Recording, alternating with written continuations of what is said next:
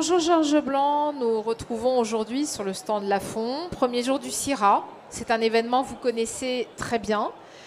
Vous êtes certainement le chef aujourd'hui le plus connu au monde et vous faites l'honneur d'être au CIRA. Et vous êtes sur le stand Lafon. Est-ce que aujourd'hui Lafon pour vous évoque des souvenirs d'enfance ou quelque chose de votre région? Oui, évidemment, je connais cette marque depuis très longtemps parce qu'il y a une proximité. La Calade, c'est très près de Vona. Donc, j'ai souvent eu les gens de Lafon qui venaient jusqu'à Vona. Et j'ai toujours connu cette marque, en fait.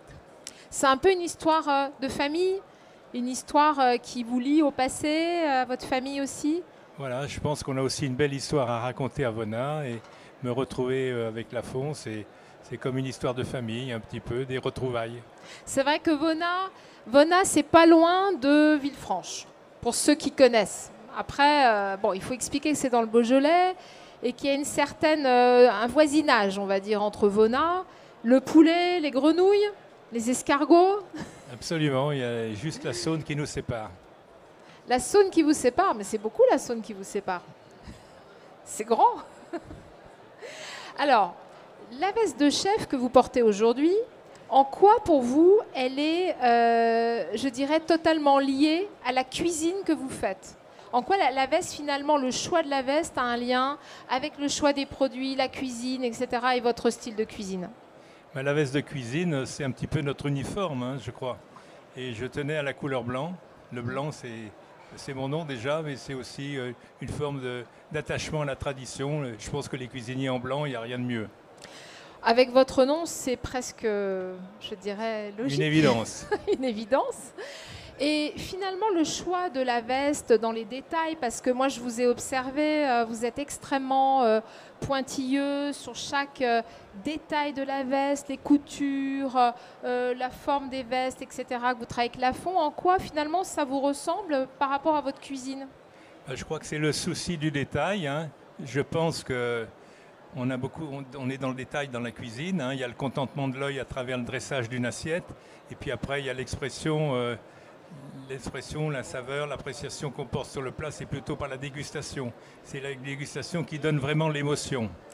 Et je pense que quand on conçoit une veste de cuisine, moi personnellement, je suis de sensibilité classique, mais j'essaye de faire une cuisine qui se modernise. Qui se modernise, c'est-à-dire qu'elle se met en phase avec la sensibilité du public d'aujourd'hui.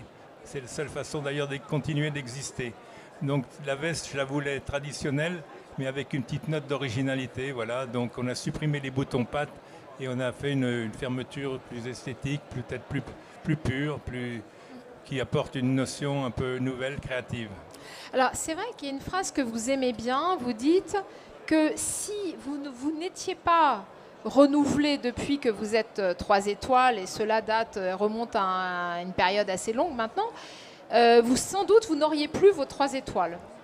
Oui, c'est vrai, je dis ça souvent parce que il y a très longtemps que j'ai obtenu les 3 étoiles. Je suis dans ma 41e année, c'est assez rare.